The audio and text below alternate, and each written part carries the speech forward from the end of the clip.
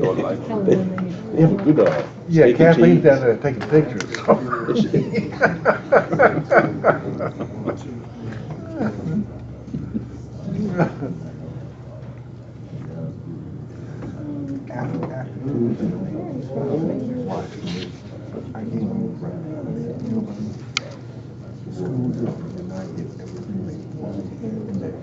Yeah.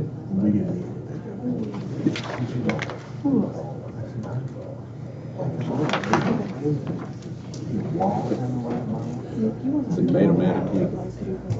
Well, let's just say we talked 2 days later. Put your name on it. Yeah. We don't have any. It is still. Huh? I'm catching. Yeah, this one's for you.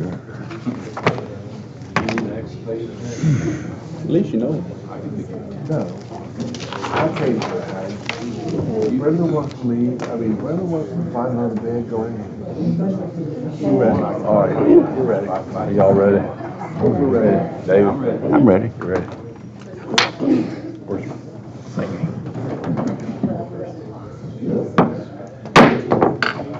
This time I'd like to call the meeting to order and welcome everyone this morning. If you please join us in the invocation and the pledge.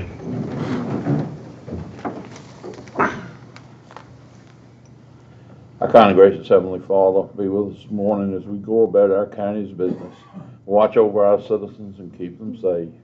Be with the members of our armed forces and their families, no matter where they serve. We ask these things in Jesus' name. Amen. I pledge allegiance to the flag of the United States of America and to the republic for which it stands, one nation, under God, indivisible, with liberty and justice for all.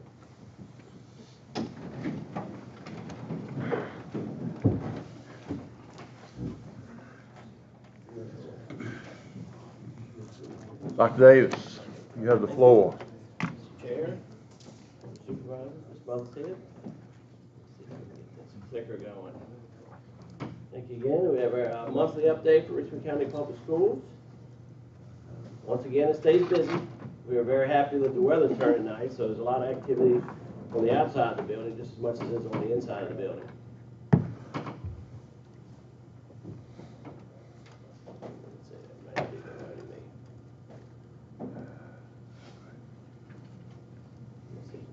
Oh, that worked. Anyway. Junior beta, well, I think it did work late. There's a delay on it. I think I'm getting it going. We're going to see what we can do. Junior beta Virginia State trip to Virginia Beach shows a large number of kids. We can't thank the advisors enough. So many students went down there. And the next slide, and they competed in so many different leadership roles, projects, artwork. What a great event. And the Junior beta, if you're familiar with it, it's just an outstanding club sponsored group. They meet in the mornings, they meet in the evenings. The numbers in that program have just drastically increased, and what a great positive atmosphere that those teachers give for those students. This next slide is, I believe, shows, still a big delay on it, shows many of the winners that we recognized last night. Not all of them, some of them were competing in sports, spring sports, so they couldn't be there. Many of them placed first, and many of them are now qualified. And this is a state competition with all the schools in the state. Many of them finished first, and will also now go to Savannah, Georgia, which is in June. Like they did last year, they competed and went to the national competition. So what a great opportunity for these young men and women who have excelled in their many different programs to be able to advance on. So we do believe heavily in our activities, not only in their instruction, but activities wherever it may be, band, drama, choir, sports, whatever it does, it will make a student well-rounded. Another exceptional program. I did put on a couple slides that shows just 2 or 3 of the kids. I couldn't mention them all, but Connor Smith, 3rd place woodworking. I thought his little woodworking project he submitted was well done. We appreciated that. Isabella, this is a digital art that she did and competed. She finished in 3rd place. Samantha Chandler and Avery Walston also did a service learning showcase that demonstrated all of the service learning projects that they've done throughout the year. Just kind of mentioned it was really well done. As I mentioned, I could have probably put 10 or 15 slides on here, but I did want to show you 2 or 3 of those. Robotics team, middle school robotics team, their first competition in Dalvern that they chose to be a part of. They learned a lot. Didn't place in the top 3, but there were so many schools from up and down the eastern part of Virginia. But they learned a lot. They didn't know what they got to get into. So our robotics team for the middle school is growing, and we were really glad that they had the opportunity to go out to Dalvern. Many of these events take place on Saturdays. Richmond County Elementary Middle Schools, a couple of important events. Vendors, if we're looking for vendors for a spring fling, this is their first one, April 20th. We're also in line with the spring soccer day, opening day out there on the main field, adjacent between the Tech Center and us. And we're also trying to do a spring fling the same time where we have bouncy houses, things like that, and some vendors for food. So if you want to come out and about, walk around that day, watch all the activities, because several hundred kids come in from, since it's opening day there, we play other schools or other counties, Westmoreland, and so there's a lot of activity. But if you're out and about in Richmond County that day, come on by and for a spring fling. A school musical, 2nd graders are going to perform. If you have nothing to do on March 27th at 5:30, come on by and see the 2nd graders perform their musical. Our Rappahannock High School STEM competition. Last year we were the champions at Dalvern. We finished 4th this year out of 24. And it was great because they do a competition. They have to program the robot, and it has to be able to do certain skills to go in and around. But we did finish 4th. So that was our high school group. Once again, that was a weekend competition. We're pretty pleased with Mr. Ayler's support and everything he does after school for these young men, and continue growing that robotics program. We had a bingo night. I didn't make it, darn it, I had something else going on, but bingo was back for a sponsored the senior trip. As you can see, it was heavily attended, raised several $100s on it. Coach Beeger was up there yelling the bingo numbers, and so that was something they really got a lot out of it. A lot of community people came and played in it, and so I think that's probably caused some traction. So we'll probably do that more each year, because not only is it a fun fundraiser, but it's also kind of like a little service for entertainment locally. Because we remember the times when Little League did a lot of bingos, a lot of people showed up in those. So we thought that was good. Miss Mother's here. There's a young lady in this group here. You might find her. It's not the clearest picture we have, but our indoor track competed at the state competition, so they went out there and gave it their all. Now many of those students moved on to spring sports, as we mentioned. Well, that started now. I don't think anybody placed in the top tier. It's the first time I think we've actually had indoor, I guess, go to state. It's the first or second year, I believe. First year, I think we've done that. So every stage of that competition, we're learning as we go. Tremendous group of young men and women who really are into running. At cross country, indoor track, spring sports are really growing, and it's a good thing to see. It's a really good. Scholastic Bowl, as I mentioned last month, they won the regional championship. We went to the state. We finished in that top 4. We didn't win it. We were actually beating the state champions by a few points, only to be they passed us in the last few minutes and the last few questions, and so we ended up finishing that Final 4. But what a great opportunity for Rappahannock High School to go that far. We'd never been that far, and also the good thing about it is we had no seniors on the team, so we're hoping next year all of the things that they learned this year, competitiveness, they'll learn how to be more competitive and find out where did they go wrong. But once again, congratulations to the Scholastic Bowl winners. Maggie Thompson Learning Center happening at BCon this week. And so a lot of students, there was a big focus on the week. You see many of them standing in front of the I, representing the I and the kind. We also had some other things going on with Mackie Thompson. Read Across America, you can see some of them dressed up as characters. I think it's thing number 2, and the Cat in the Hat to the right. We also had themes, whatever the book theme was to the left. I think that was a cat, and I think that's the, let me look over here, Pete and the cat, and they've got another mouse over here, so she dressed up like a mouse, and this is from Frozen. So and also you see Harry Potter on the left, you see the Funny Bones in the middle, and I guess that's the little Lego guy to the far right. So they were having a fun time with all the different themes, so it caught on. Important days to remember as we're finishing up my slideshow. Spring sports have begun. The weather is turning great. We have a barbecue fundraiser for our tennis on March 16th at Rappahannock Church of Christ. Put those dates down for 4 p.m. We have the pavilion dedication. So, Mr. Thomas, I think maybe Thompson Store might have received a letter recently that all the people that donated. So we'd like to see that. Cliff, got the day right? Cliff showed up last week looking for the event, but he did get some pancakes, right? Pancake. Prom's April 13th. Sorry, you guys are not invited to that, and I try to do whatever I can do not to go to that also. But we also have Willy Wonka play April 19th and 20th. If you guys had the opportunity to come to the play last year, it was one of the first big plays we've done in a while. That was Wizard of Oz. It was heavily attended. Sold out the first night. We had to bring an extra chair. Second night was over the big rain. Was still 85% full. So we're looking for good attendance. So try to clear off your times for a Willy Wonka play. A month later after that, the high school, well, it's Willy Wonka play at Lincoln Middle School. The high school is doing Beauty and the Beast play. I don't have the times on that, so I didn't put those on there, but those are the dates. We also, once again, I mentioned the RCM Fair Day, as we mentioned, lines up with our soccer first day. And then graduation's May 18th. So we're about a week or two away from spring break, and we're really in that end of the year testing window where we do a lot of SOL testing. So it's a busy time of the year, and a lot of things are going well. One other thing, if anybody can make it that day, we do have the pavilion dedication, March 23rd at 11 o'clock. We want to go ahead and give recognition to the Boy Scout, the Eagle Scout Christian Smith, on the completion of the project. There are some other phases we want to do once the weather breaks. We want to go in and around it and smooth out that dirt, and then probably put in some shrubbery and around.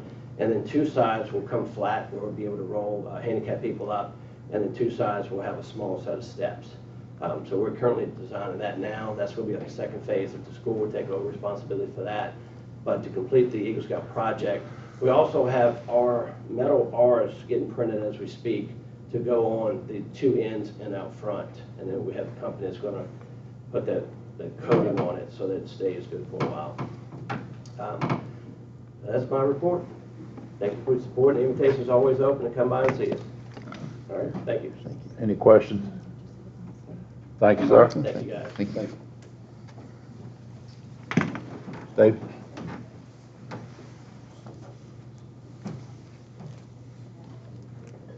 Good morning. We've been busy. We completed shoulder repairs on Newland Road. We graded gravel road, Sunnyside, Carter's Wharf, and Cliffs Road. Did a slope repair on 360. We replaced pipes on Clinton Road, Mullen and Oakland Road, and then we're trying to keep up with the potholes and work orders countywide. Since I sent this report in, we've completed the ditch cleaning on Route 3, Sharps, and Beaver Dam. We still have to do Oakland, and we're planning to hit Mothershead Neck and Hussey Creek Road as well. We have completed those shoulder repairs on Oakland Road as well. We have an emphasis on potholes for the rest of the month, so hopefully you'll notice that. The payment schedule stuff was on here last month. I won't go through that again. We do have the ribbon cutting for the County Bridge Road Bridge, scheduled for the 22nd. I hope you all can come to that. Be happy to get that open. And that's really about all I have. If you all have anything for me. What time was that ribbon cut? 2. Is it 2 o'clock? 2 o'clock. Next week, in March. March? Yeah, this next month. week. March the 22nd. 22nd at 2 o'clock.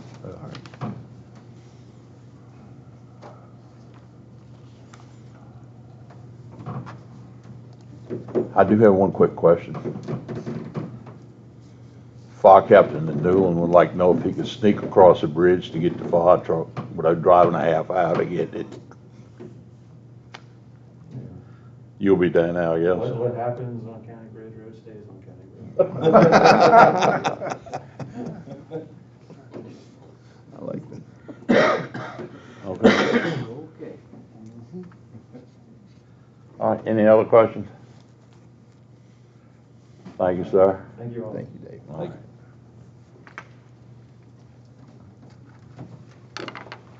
Sure. Good morning. Our company needs somebody to lead them across. I'm sure we can make it available. More importantly, can the trucks come back across it the other way? We can work something Our office had dispatched 1,768 calls for service. We served 320 civil papers with 8 arrests executed in Richmond County, and serviced 55 warrants at the jail and for other jurisdictions as well. 57 traffic summonses were issued in February. On our animal control, we had 63 calls. We had taken in 10 animals. We had adopted 11 out. I think we have 3 in the shelter right now. So that's going very well. On the jail board dinner is set for April 3rd at the Inn at Stratford. And anybody has not received an invitation yet, Judge Littlebrook asked you let me know, and I'll make sure that you get it. So that April 23rd? April 3rd. 3rd. Yes. And I believe it starts at 5:30. A very short one this week. February was nice. Well, it's kind of a good thing sometimes. Anybody have any questions for the sheriff? Thanks, sir. Thank you.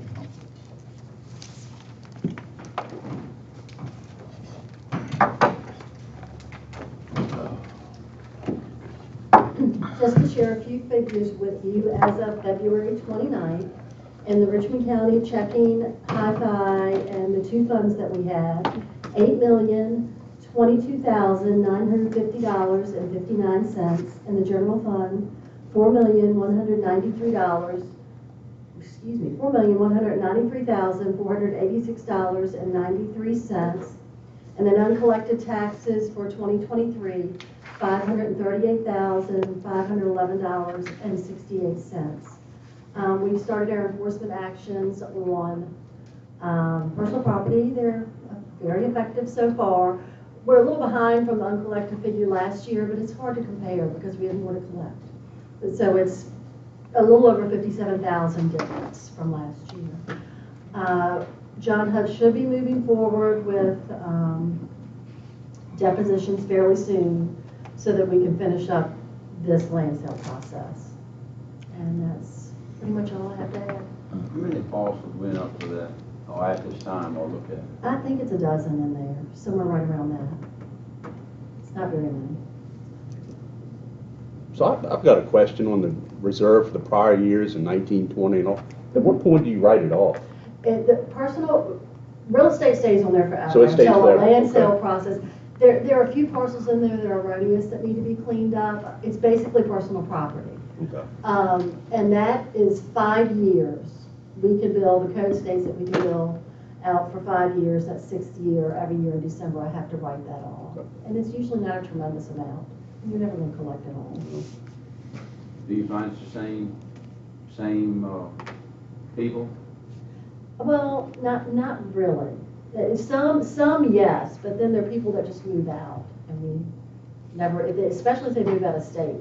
An enforcement action, unless it's a judgment that comes to haunt them, it's nothing that we can really go after. Any other questions for the treasurer? Thank you, ma'am. You're welcome. Thank you.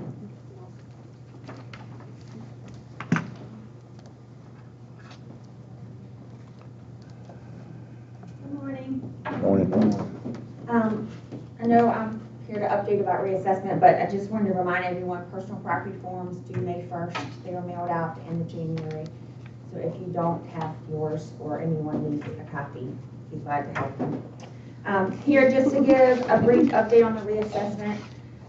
We have gone through phase 1 and phase 2 since I spoke with you guys last. Phase 1 notices were mailed out, and then the assessor hearings have come and gone. He was here about a week, a little more than a week, meeting with folks, both in person and on the phone. Surprisingly not as many people as I was expecting to see. I think when the notices got sent out, it was a lot of chatter, but no one came to speak with him. Not saying no one, because he did have hearings, but definitely not as many people as I had expected. A lot of people called. I think the main thing was they just didn't understand it. We go through this so infrequently that people are just maybe new to the area and they just don't understand the process. So once we explained the process to them, they were more than fine with it, explained that, the tax rate has not been set. There's so many factors that are gonna change from what is on that notice.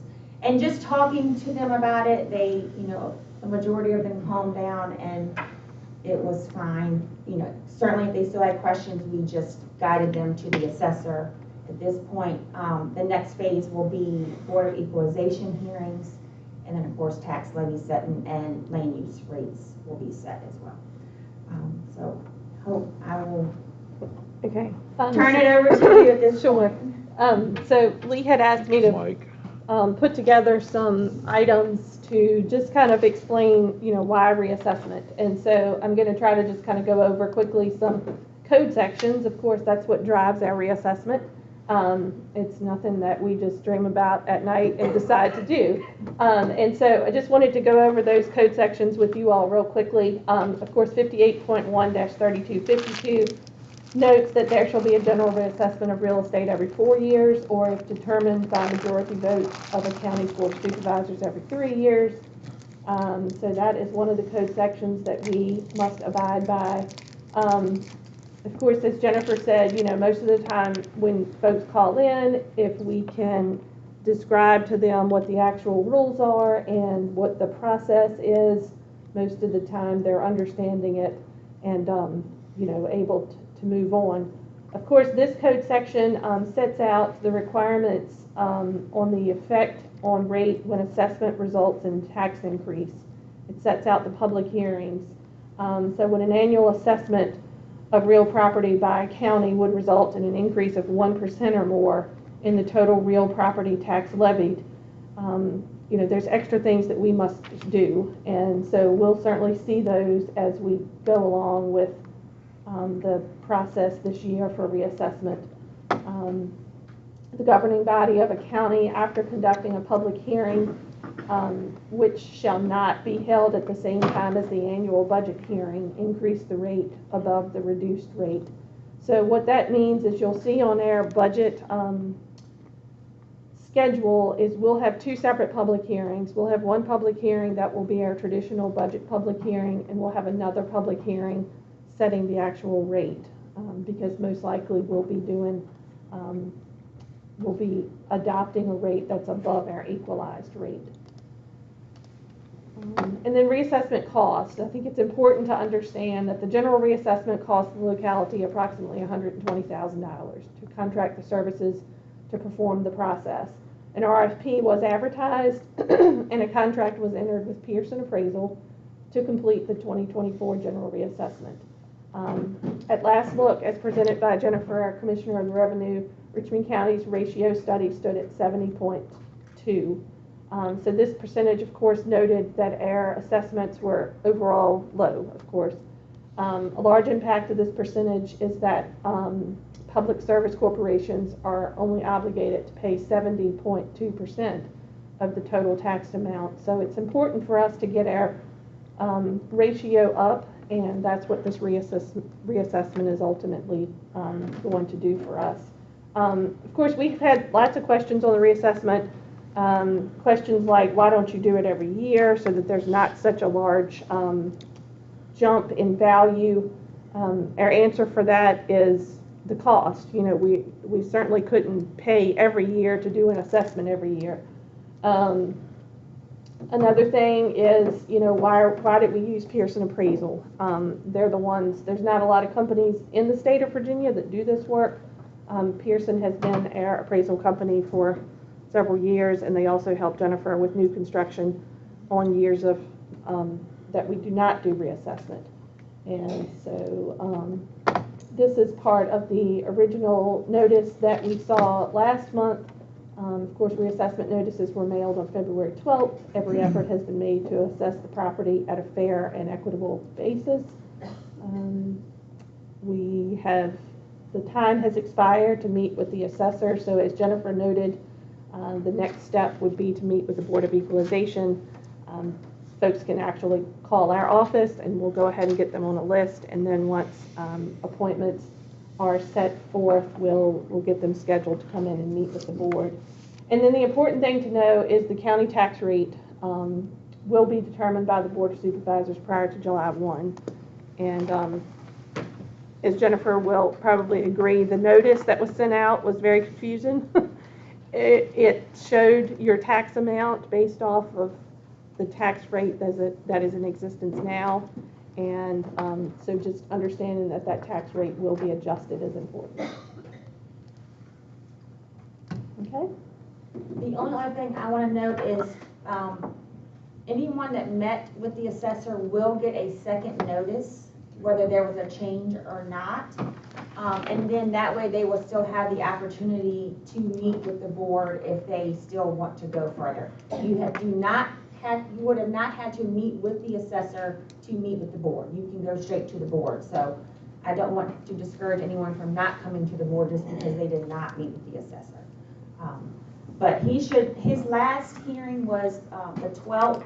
So I would imagine his second notices are going to be mailed out soon. I've not been notified of that, so I'm not sure when that will happen. But hopefully it'll be mailed out soon so that folks can start calling in on April 1st to meet with the board and make those appointments if they need to. But anyone can call the number. Like I said, you don't have to have met with the assessor first. All right, does anyone else have any questions for either Jennifer on this or Hope? Good job. Okay. Thank you, ma'am.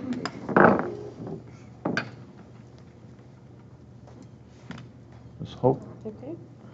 Just to give you all an update on the Building Planning Zoning Office from the month of February. Total fees collected for the month was $3,600, with total construction cost of $1,634,000. We had 13 zoning permits issued and 5 land disturbing permits issued.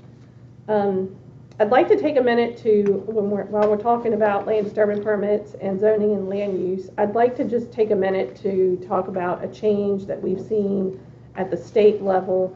Up until now, we've had a limit on the size of agricultural buildings without an E&S plan. Projects were limited to a disturbance of 2,500 square feet, including buildings and other disturbance. Now, an agricultural building and the accompanying disturbance can occupy up to 5% of the total acreage of the parcel. So any buildings over 2,500 square feet will be covered in our office by an agreement in lieu for erosion and sediment control purposes. The agreement in lieu process is what we currently use for the building of a single-family dwelling. So this change has taken place at the state level, and we've seen some projects to come through that we're working with folks on. Of course, we will need to make that change to our ordinance in the near future. And I've been working on that. I just want to make sure that we get kind of all the bases checked to make sure that we're matching it up with the state code. So just so you all know about that, if you hear about it in the community, we have been trying to kind of get the word out to some of the folks that, you know, up until now, if a farmer comes in and wants to build a building that's larger than 2,500, we try to stage it so that they do it in pieces. And as we know, and as those who drive combines, 2,500 doesn't give you a lot of room. And so I'm happy that the state has gone with this change, and I think it'll make a big difference for the farmers and those in the community who want those larger buildings. Moving on, we will have an update from Strata and Dominion at the April meeting. I've talked to them about coming in to give you an update on Booker's Mill, Cerulean, and Moon Corner. Of course, Booker's Mill, they're at a point now where they're kind of finalizing efforts out there. Cerulean and Moon Corner have just kind of started. We've had some concerns about Cerulean, and Strata has been quick to go in and remedy those concerns, mainly with the construction entrance. The construction entrance for Cerulean is on Route 3, and so it's just going to take some extra effort to make sure we're being mindful of traffic in the area and speed on that road, which is totally different than what we had off of Mayon and Cedar Grove.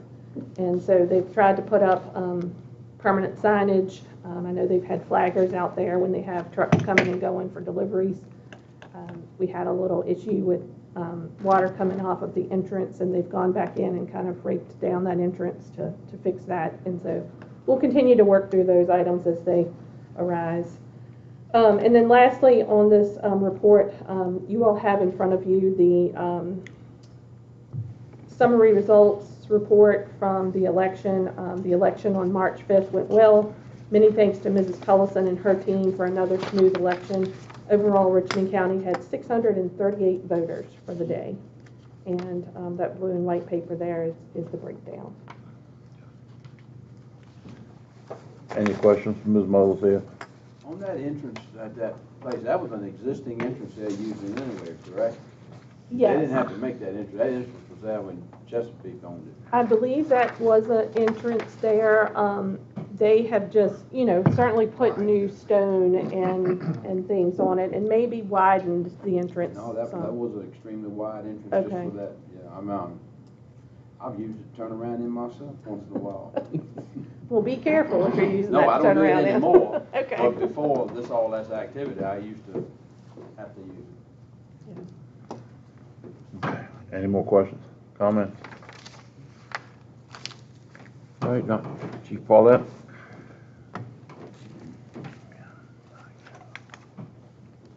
Good morning. Richmond County Department of Emergency Services responded to 120 calls for service in February. Total revenue recovery for the month was $33,014.90. We did have some transports of COVID this month, as well as flu. Flu is definitely the thing to get this year. It seems like folks at the station have not been immune to that either. We've had a rash of flu run through the station. Also, other GI bugs going around. So warmer, drier weather can't get here fast enough. The day is beautiful. Just still wash your hands, stay at home if you're sick, help us out. So we've been piloting our EMT Advanced class at RCC. As you know, we've been doing the EMT Basic and the EMT Advanced here in the county, just under the county's guidance. We outgrew the program quickly. We outgrew the space. So in looking at different ways of doing things, we've looked at different spaces, bigger spaces, and the cost that came with that just didn't make sense. So we had actually started talking with RCC back into last year about piloting our EMT Advanced class with them, because as you know, there was no EMT classes here at the Warsaw campus. And so we talked with, they had a big revamp of their program. We talked with Seth Craig, who is the new head of the EMS program, and we were able to bring our student base to the college spectrum, to that setting, utilize their new EMS program plus their new basically free tuition for those workforce development programs. I currently have 2 instructors, paramedic Phil Shahan and Captain Tammy McDaniel. They currently instruct classes at the Warsaw campus on Tuesdays. The program it's taken off faster than we even thought it would. We currently have monthly meetings with the heads of pretty much every department on the Northern Neck now, as well as Essex, about expanding this program, including other classes. They're going to start including more instructors as well to help with the cadre of instructors. And it's even getting to the point where you may see academy-style classes as we move forward and the need for providers increases and the lack of trained personnel, it's kind of not growing with the need. Where we, as a county, may need 2 providers, and Essex may need 3, because the minimum is going to be 5. We can take people that are completely untrained and put them through school. That would be their Monday through Friday accelerated EMT class. Essex did pilot that with us 2 years ago, and it was successful for them. And it's just, like I said, this program is quickly taken off. So the financial burdens that weren't much, but the financial burdens now, as far as the books and stuff like that, we've been able to pass that on to the college. We use their programs, which frees up our 2 instructors' time at the station to do other things at the station now, because they're not spending all their time building lesson plans. The plan's all done by the college, so it's worked well for everybody. The students that are there You know, they're gonna get the college credits, the tuition's completely free through the grants, so it's kind of been a win-win for both of us, and we got to bring the EMS program back to the northern neck. Now, it is still our program. If it doesn't work, we pull out, we bring our program back into the county, and figure out if we don't start just splitting the classes and doing more classes a year instead of trying to do one big class. So it's developing. I'll keep you all informed on how that continues to develop. Our biannual EMS agency inspection is coming up this September. As you know, we have to have state inspection by the Office of EMS every 2 years. They come in, they check everything, trucks, equipment, files, you name it, they're going to look at it. And it's recertifies our license to run EMS in the state of Virginia for another 2 years, so it's just kind of a pain.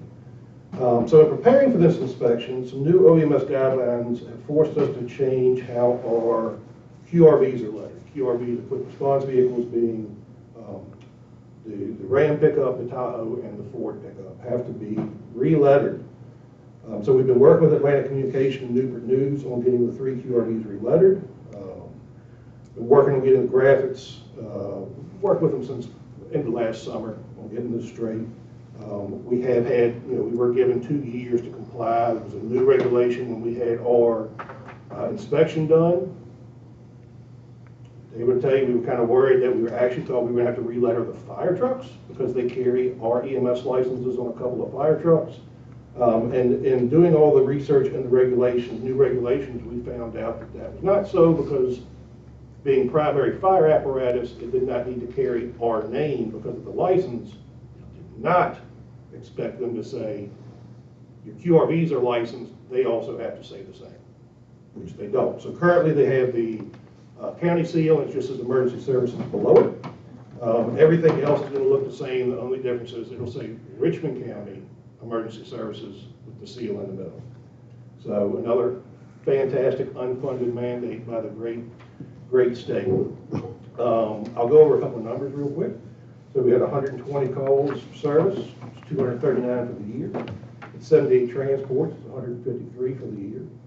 Had 71 calls with 48 transports in District 1, 38 calls with 21 transports in District 2, and 11 calls in District 3 with 9 transports. That's a busy month for the Newland area right there. Countywide average on scene time is 9.71 minutes. District 1 was 6.76 minutes, District 2, 13.29, and District 3, 15.63 minutes. We had 33 ALS calls, 45 BLS calls, 15 refusals, and 0 transports to Richmond. We did have 4 flyouts. We did not have any calls mutual aid into or out of the county. Happy to answer any questions if you might have some.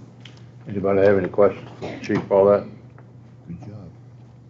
Thank you, sir. I appreciate all those updates. Yes, sir. Thank you. See?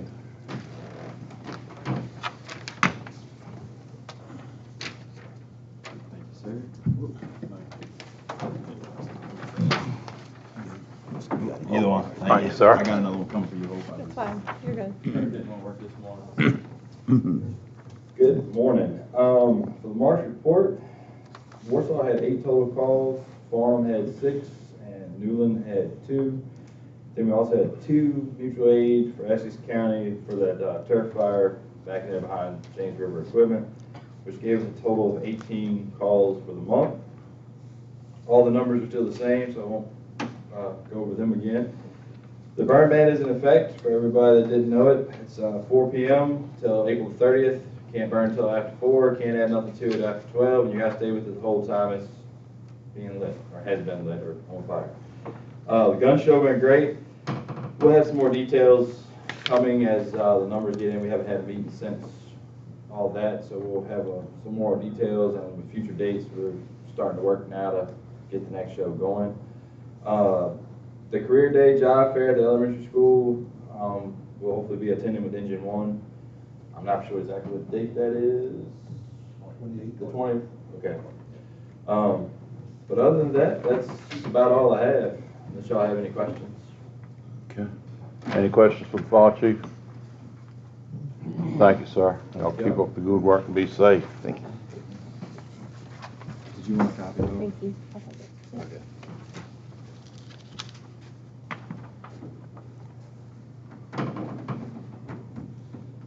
All right, it's time to talk trash. Okay, let's talk about our trash. Yes, so for the month, we had 49 total hauls. The breakdown on that is Indian Field 26, Farnham 14, and Newland 9.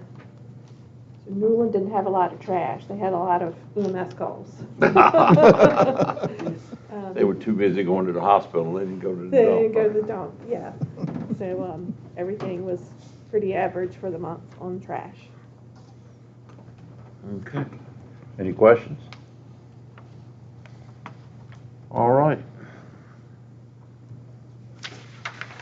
We'll open the public comment period now. Pat, did you wish to speak? Yes. Okay. Go ahead.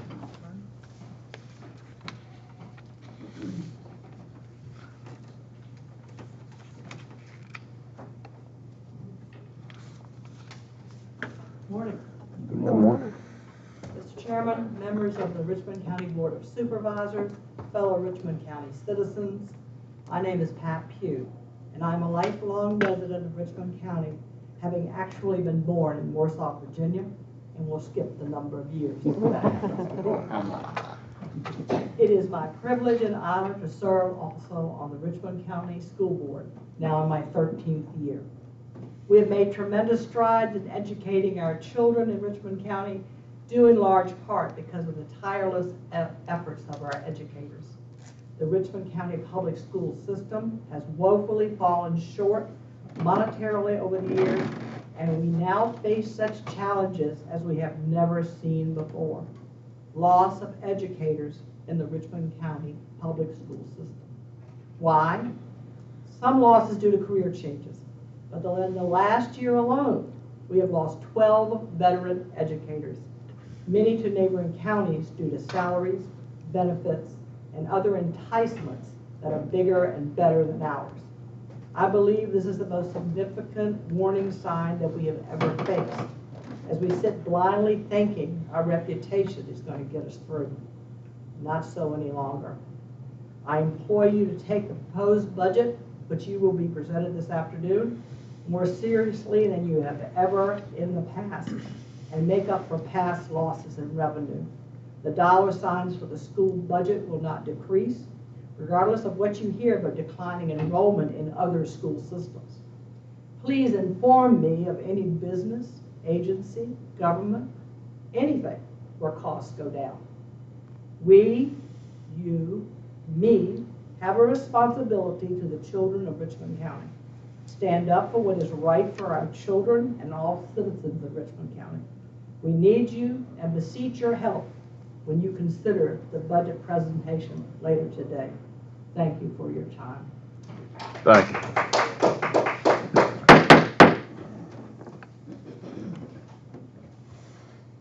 Cliff?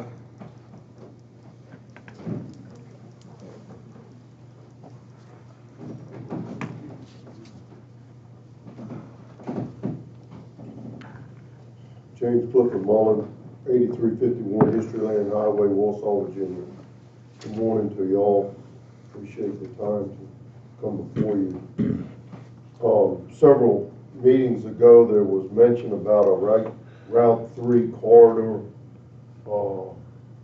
recognition project, and we talked about that at that time, and I'm just bringing this back up because I don't remember in any of the most recent meetings anything more being said about it, and I didn't know, whether there was anything that developed out of that or if there was anything on it to be announced to the public.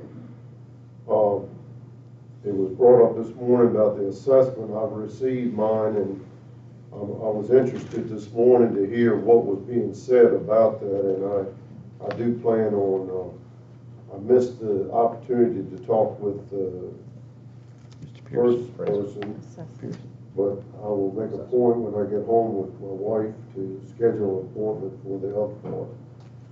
Work being done by you on the county projects is a big challenge, much demand and important for all of our future. And what was just said by Ms. Pugh was one of the things that I wanted to mention. Our schools are something that are our future. We live on a reputation of what our schools have given us in the past, but we can't live on a reputation.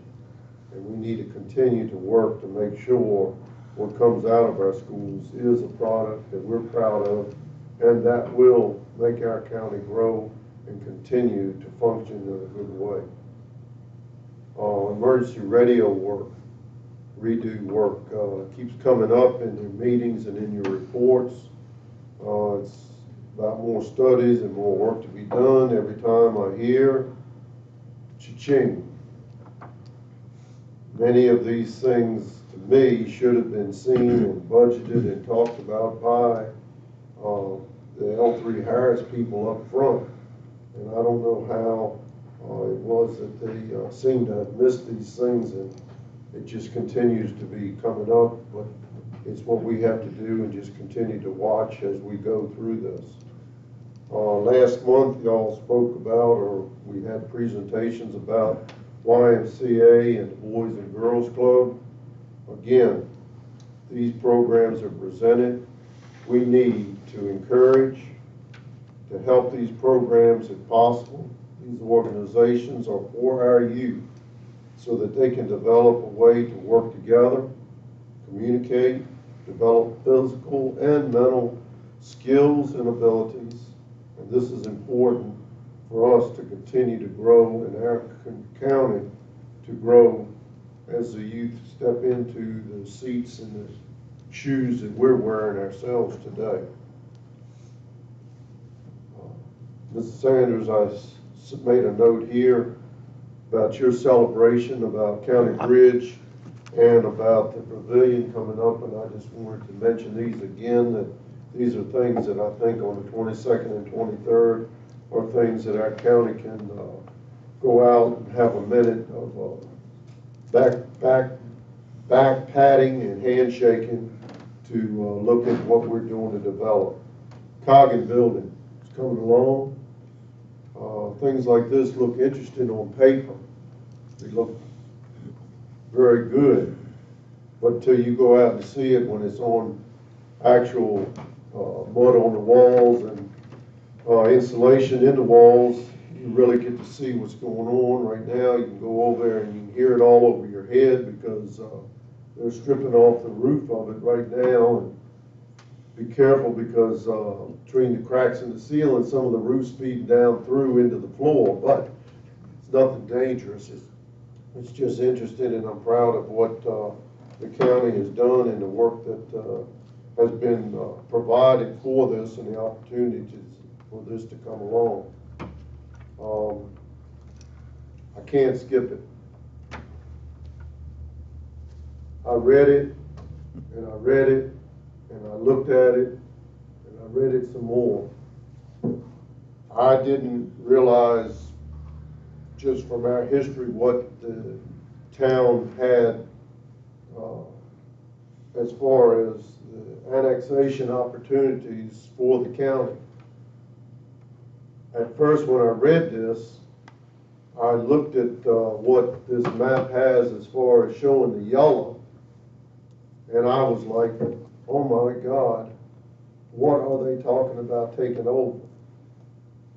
The two things that I read in this, these papers are, first, this annexation that they can come for and ask for can be done in a block way.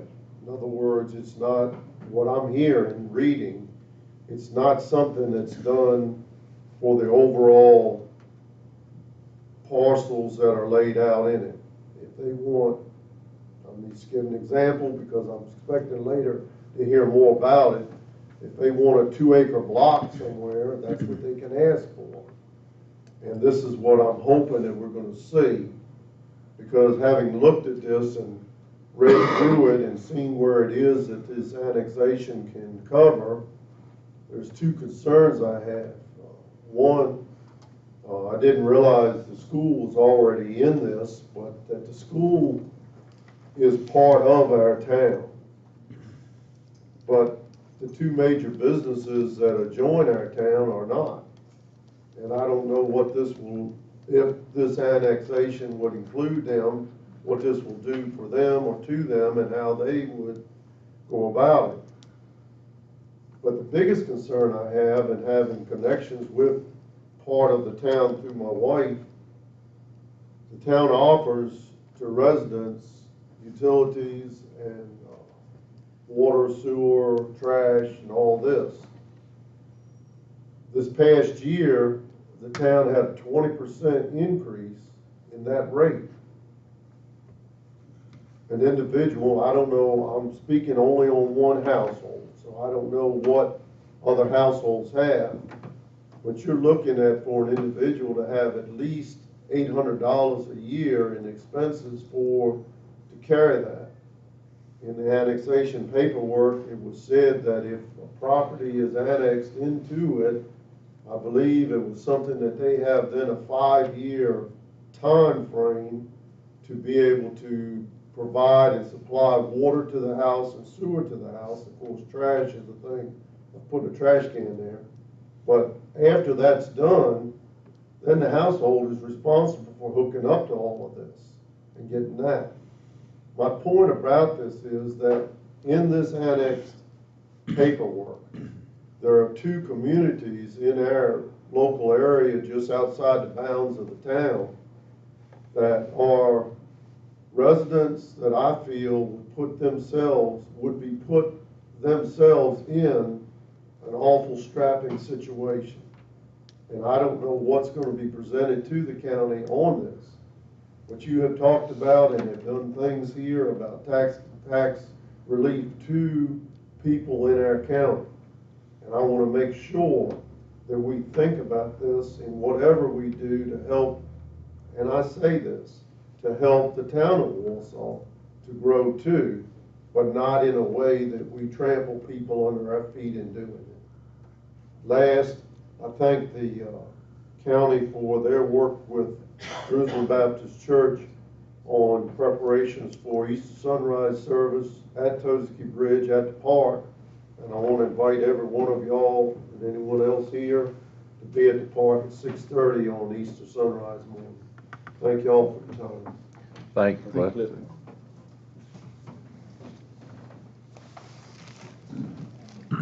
All right. Item 5, the budget work schedule.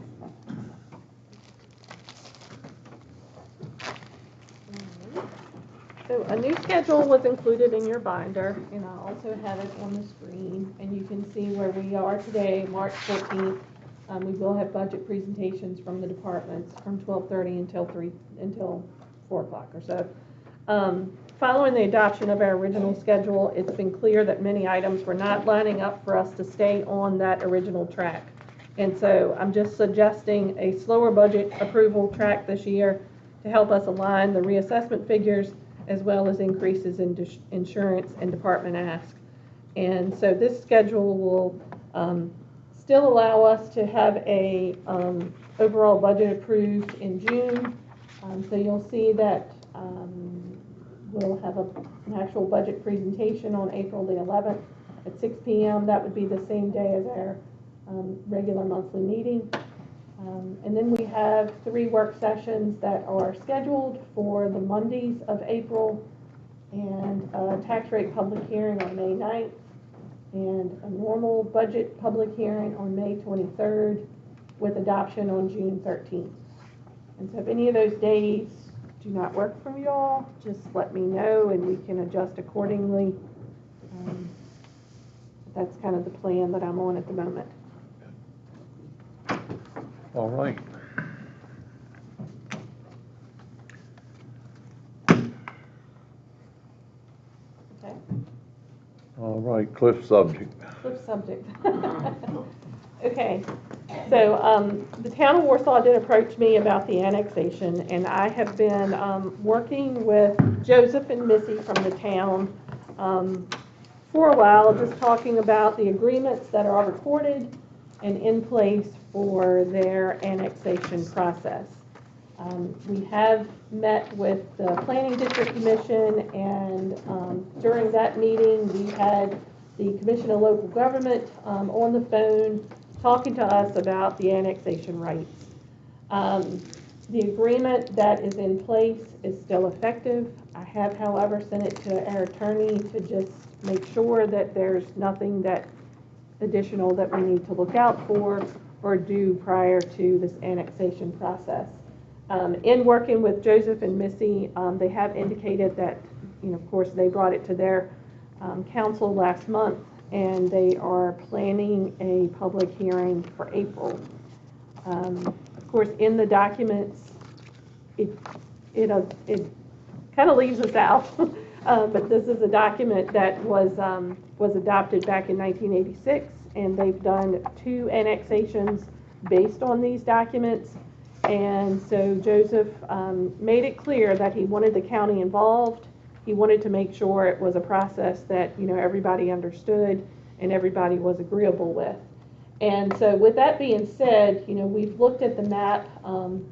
This, of course, I included in your binder. This is their future land use map that does, of course, show area around Warsaw as being property that, may be annexed in the future. In working with the town, this is one of the products that came out of our meetings. This is a list of the parcels that they are looking to annex. This list also includes a water and sewer line, so it tells us which parcels are already connected to water and sewer through the town. And then we go on to the map that Cliff shared earlier. This map is a little bit deceiving when you initially look at it. Of course, it shows the Warsaw boundary in the pink-red color, and then it shows potential annexation in yellow. Well, all of the yellow that's listed here is the potential annexation that goes along with the agreements that were in your binder, so the annexation agreement itself. You'll see the darker line around this area in the yellow, and that is the actual area that we have been discussing. There's been some areas that came up initially, and the town has worked with me to remove those. So we would be looking to do the annexation on this area here, where my cursor is, if you can see that. And then also if we jump down, this is an area on the other side of the high school that they would look to go ahead and take in while they're going through this process.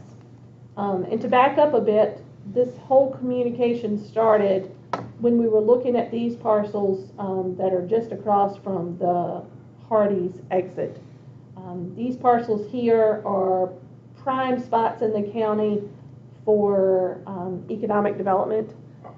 Joseph and Missy have had a couple of folks come to them with interest in these parcels, but the one cloud on them is that about 10 acres out here in the front is in the town and the remainder is in the county. And so doing a development on those parcels would be somewhat difficult because you're going to have different guidelines and different rules. And so that's kind of where the annexation started, was, we were looking at these. Well, then once they realized, and PDC helped us understand that this other agreement was in place, they have now proposed these areas. So after talking with them, I've decided that I think that our biggest role in this is to make sure our people are notified and that they have a chance to speak out on any of their concerns with the annexation. And so Joseph, based on the agreement, as well as, he wanted to do this, will definitely be notifying all of the parcel owners, and they'll have an opportunity to come and speak at the public hearing that the town has potentially in April, to voice any concerns that they may have. And I think that's all I have on that, but I'm happy to answer any questions. Of course, I don't have all of the documents on the screen that were in your binder. I tried to include everything that I had, which was the 1986 ordinance, the 1999 ordinance, of which, if this annexation goes through, they'll have a new ordinance to record. On this on this end over here, Hope, is that Coal Hill gonna be the head off where it's, the road's gonna make the, line? Right there, is that Coal Hill Road? No, it doesn't go that far. No, it doesn't go to Coal Hill. This is gonna be, I think this last parcel right here, Richard, is gonna be like Horace Sanders's home. Okay. The home that's kind of His name's in the list of. sets back off the road up on the hill. So it's not gonna go down that Yeah, far. okay. It just doesn't give you, the map doesn't give you any. Yeah, this map is Road, kind of yeah. deceiving. And it, The other thing to just, the other thing to just note is Jennifer and I talked yesterday, she came over in a little bit of a panic because of course splitting parcels, splitting zoning on parcels is quite the headache for her office. And I'm sure for the town as well. And so the line that Joseph has drawn is running along property boundaries so as to not split a parcel for zoning. That was gonna be my question. You know, if you did have to split a parcel, who pays for that? Is that, I'm sure it'd all have to be surveyed and, I mean, is that a cost that the town covers or? Well, it would be a matter of someone giving Jennifer the acreage of the division of the parcel. And so if that acreage cannot be defined, you know, we may be looking at some type of survey. But this, however, the way that it's proposed right now, we don't have to worry about that. in some of those areas right there, you have some that have town water but do not use town sewage. And one particular thing, the boat is gonna have to put a pumping station in to get the sewage up the hill. So who's gonna cover all of that? And I know that's, It's going to be a town question. Okay. Yeah. but we may want, The way I read it, you know, they have 5 years to provide it. They have to, they have to, right? Is that? the town has provided, or the people? No, the town has to The provide it. town. If they 5 annex it, they years. have 5 years to provide those services. Right, and I brought up to Joseph that, you know, just making certain that none of these areas, I guess all of the areas that are proposed are areas that they could take in without an additional weight on their system. And, you know, he's looked at the map and talked with his team on the areas and feels confident on that.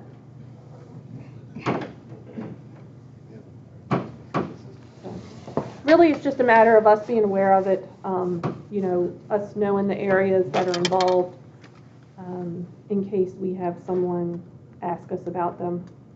I think our presence or someone's presence at the public hearing would be good. Huge tool, yeah, this list is a huge tool. Oh, yeah, I think so too. Hope, my Yes. comment is, because of this agreement so Warsaw does not become a city, the county actually has no Say so. skin in the game. I mean, we can't say yes, we can't say no. Right. It's all the town. You are correct. That's Yes. right, correct. So Yes. we just have to sit back and say, We could inject our opinion. Yes, we have to be notified, and of course, you know, they're certainly willing to hear our opinions that may come up or any complaints from citizens. well, my question is, somebody like Sandra and Willie Clements, they don't get water and they don't get sewer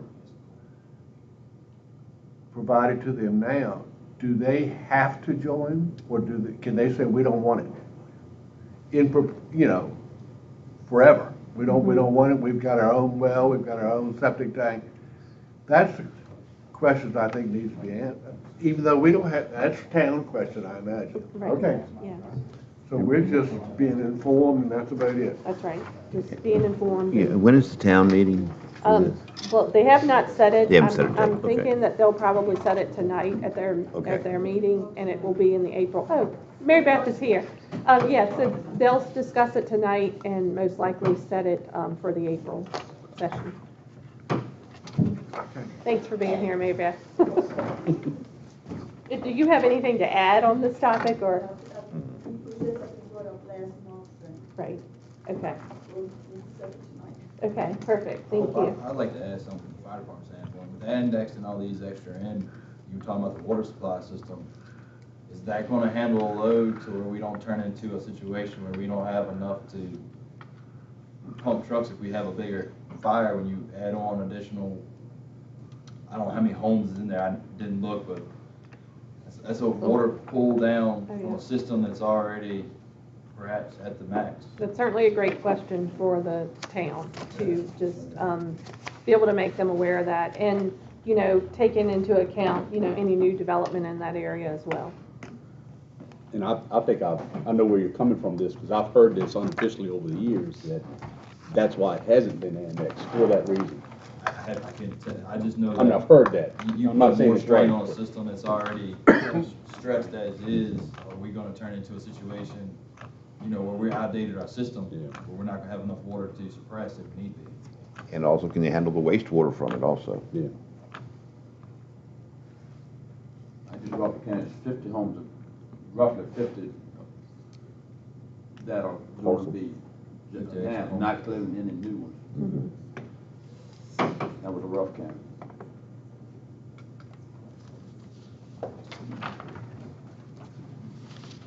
Okay. Okay. Any more questions? If not, we'll move on to item 7, the status of broadband expansion. All right, so yes, broadband expansion is certainly a hot topic in our community and the adjoining communities. The Planning District Commission did arrange for an update on that broadband expansion throughout the Northern Neck. I've included the PowerPoints that we received from All Points Broadband as well as Dominion Energy. The important thing to note, and to please let me know, is we continue to identify areas within the county that may have not been included in our original grant application because of erroneous information on actual coverage. So these properties are being added to a list to qualify for BEAD financing, which is a separate pool of funds that will that has been set aside to assist those individuals who may not have gotten service through the original set of funds. And so if you guys hear anyone who we have several areas in the county that are kind of in that trap, and we've been trying to, you know, make a list of those and let All Points know. They've done a really good job of keeping all that information together so that the BEAD financing can be used to assist them in the future. Okay. Any questions? All right. Item 8, cigarette tax. All right, yes, so we did have a meeting on March the 7th to review items with the Chesapeake Bay Region Cigarette Tax Board. Included in the binder and on the screen is a list of funds that have come in through the cigarette tax collection. So you'll see Richmond County, month ending January 31st, collected $2,063.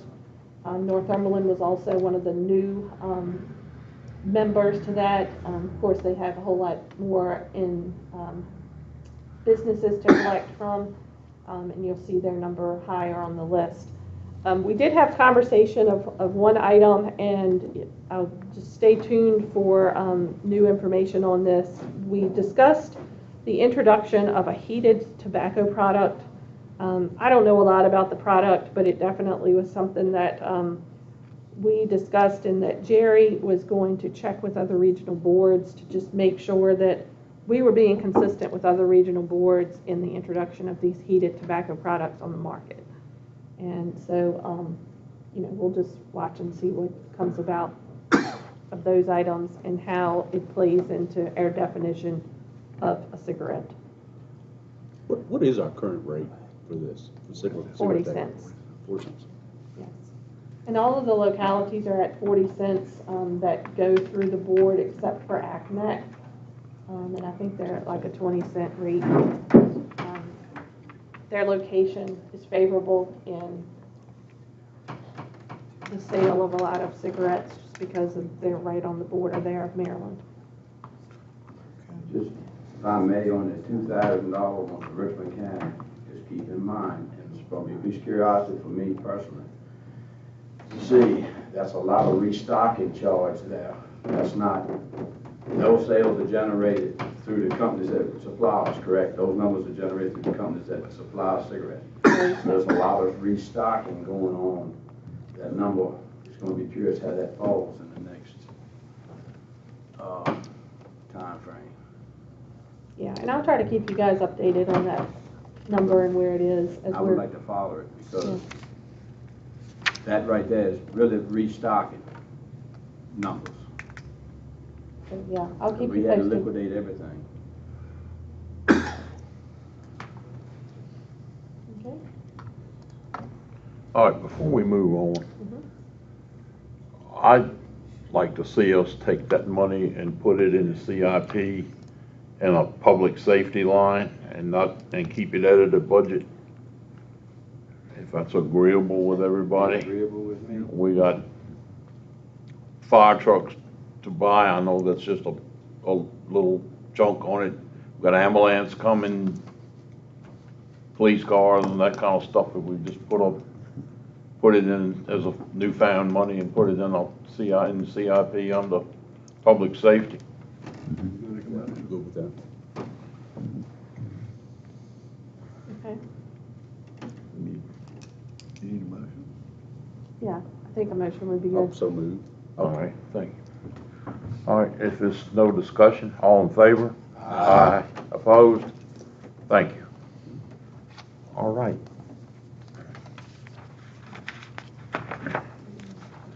VDOT recreational trail.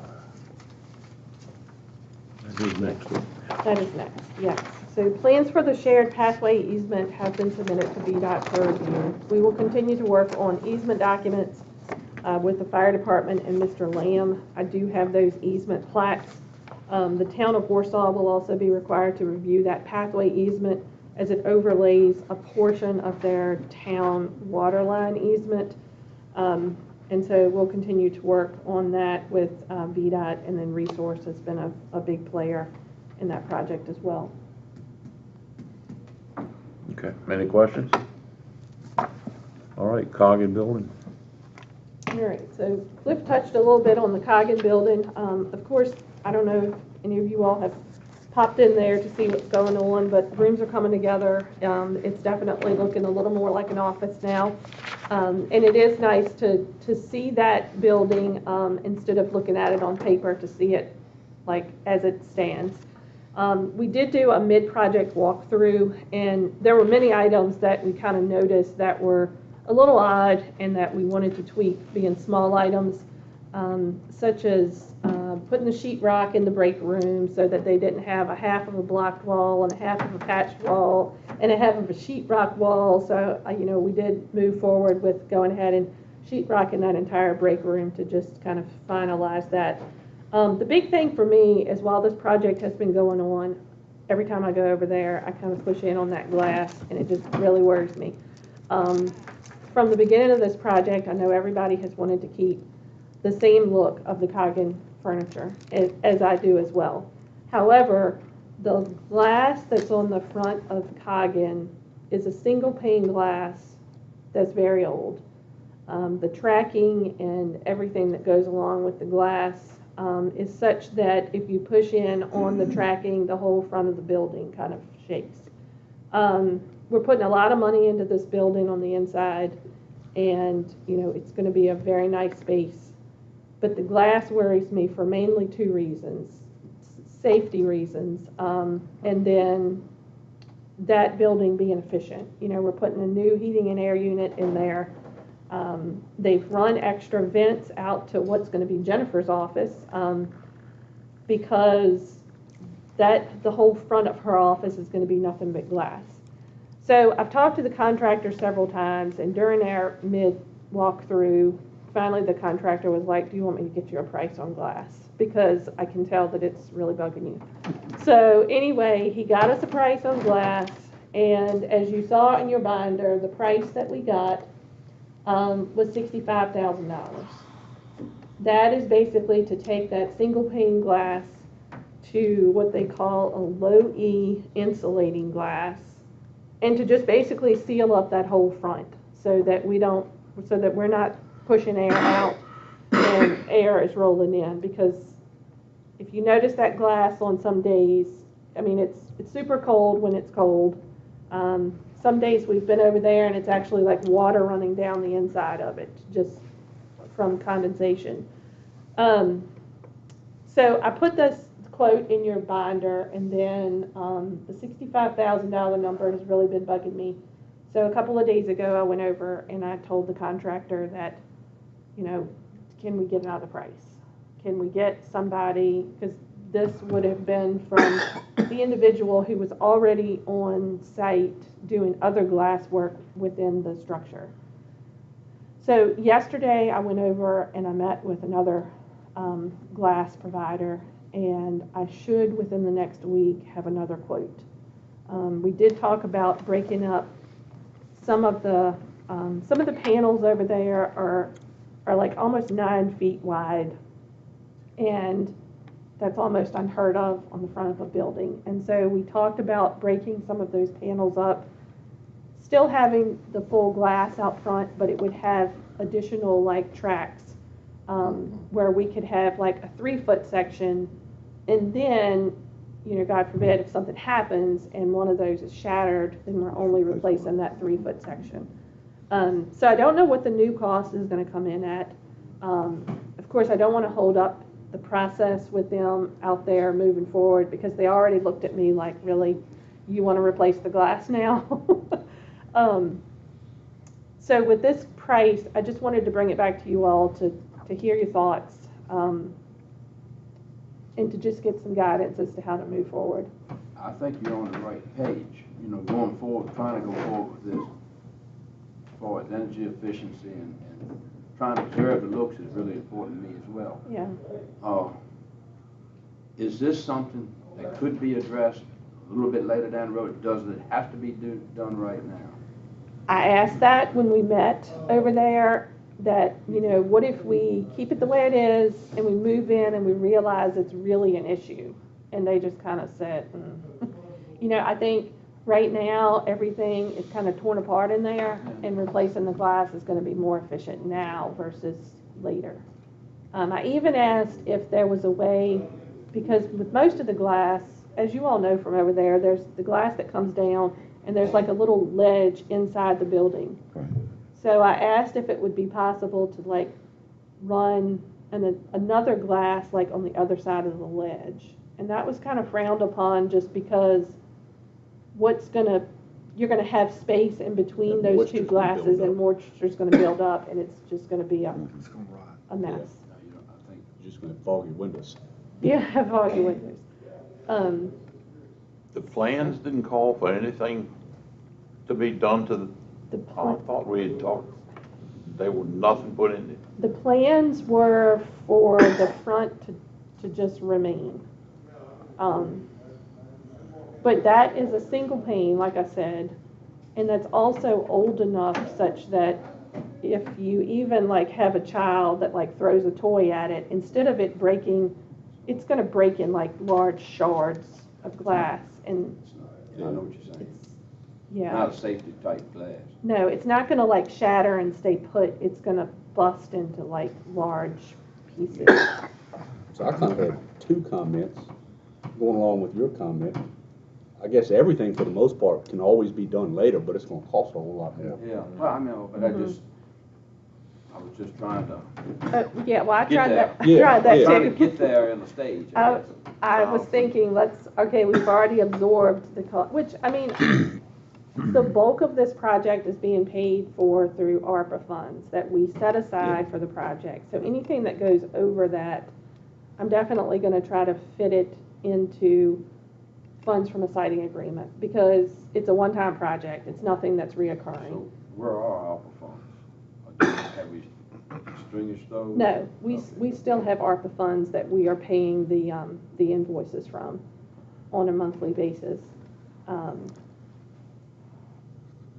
My question for this was lead time for that glass. Is that something that's in stock, or do we have to wait 4 weeks for it to come in?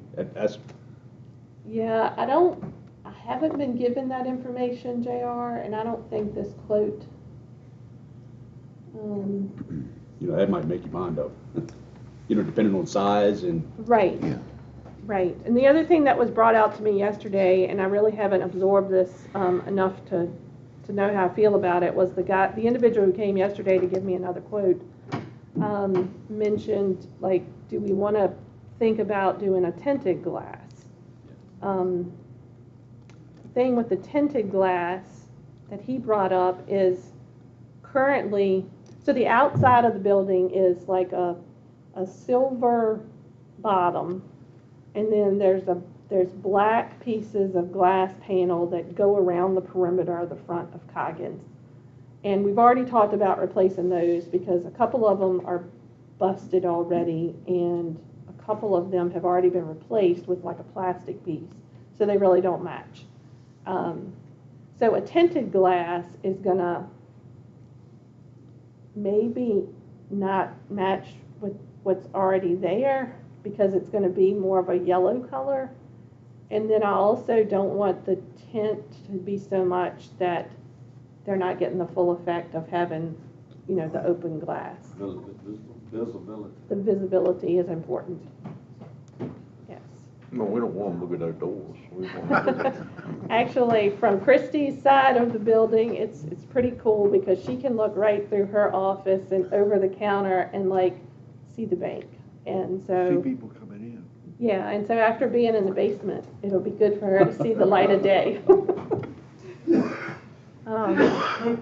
So I guess, what are your thoughts? I mean, where do I go? Do I definitely want to wait for this other quote to see how that varies from what we have here, but I don't want to spend that money without your approval.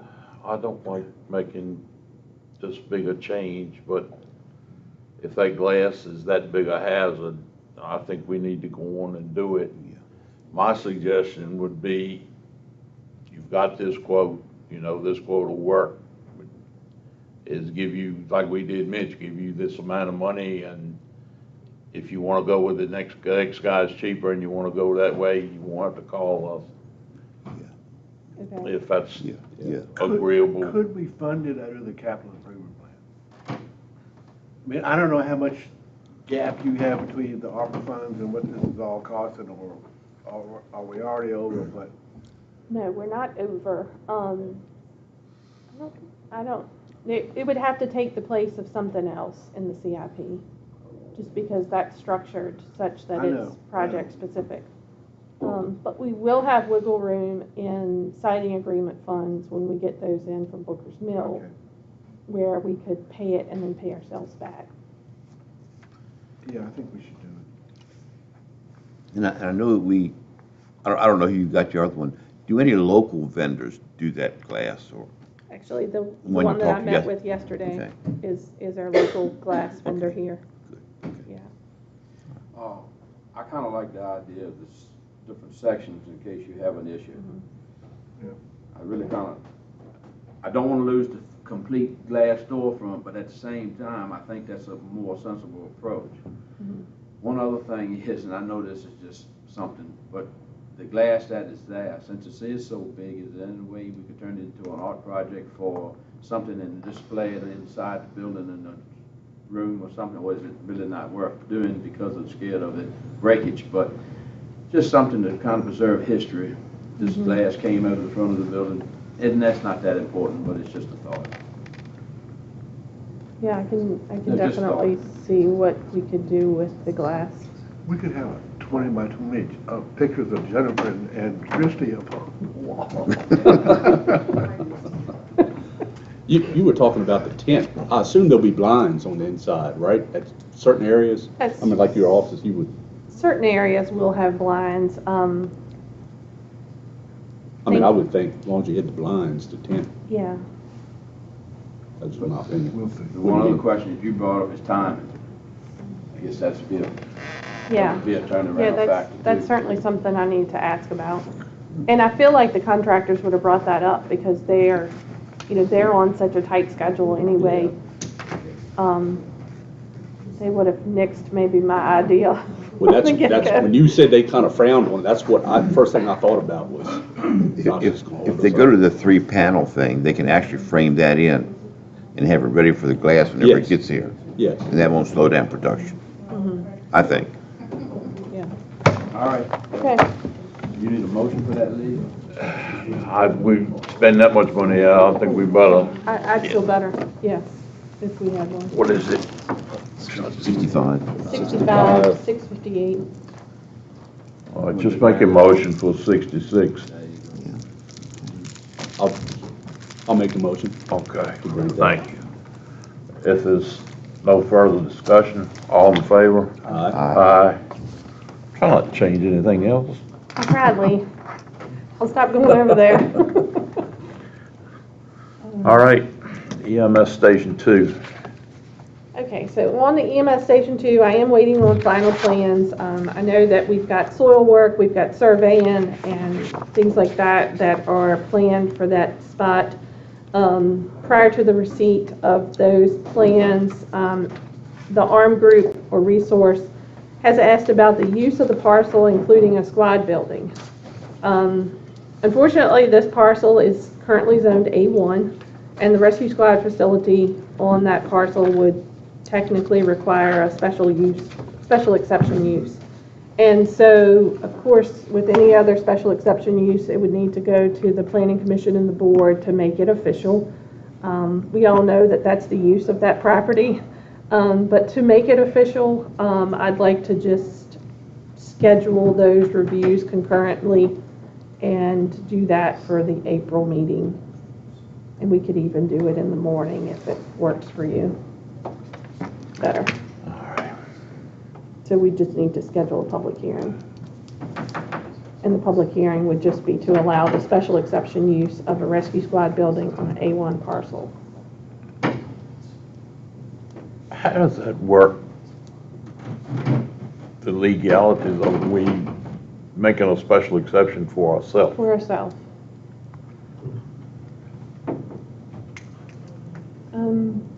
That's a good question that I can definitely talk to Andrew about. I would. Okay. I don't know what else we do, but Yeah, who else is going to make that? if all of us recuse ourselves, I mean, what do we? Do we just move the tractor up there? That's agricultural building? Yeah, that's right. With some bales of hay and. That's right. You want to set the public So hearing? let's set the public hearing and I'll talk to Andrew and just make sure we're kind of on the right track with that. Good for doing it. Okay. All right, and we need a motion to set the public hearing to change that for, you want 11 o'clock or something? That'll be fine. On the, what's it, 11? 11. So moved. Okay, thank you. If there's no discussion, all in favor? Aye. Opposed? All right, thank you. All right, so moving on to the EDA grant. In order to get approval for advertising, the invitation for bid and EDA checklist had to be completed dealing with the project sites, the right-of-ways, and the easements. And so currently we are waiting on a title search of the properties. That's being conducted by our county attorney, and that is the last part that we'll need to submit to EDA for that checklist. Any questions? All right, ERP software? Extraction and collection of the current data to the new RDA system is still in process. Denise Dunaway and Chris Jett continue to update the new system. Currently, they're working on payroll deduction items from the prior system. And so this is an effort to just have a smooth transition over to the new system when it's ready to go. Any questions? All right. The community development block grant for Scotttown. Okay, can we go back to the Oops, I'm sorry. emergency radio? Yeah, I'm sorry. That's all right. So the emergency radio infrastructure, just to touch on Cliff's point, that has been a project that, seems like it's kind of dragging on.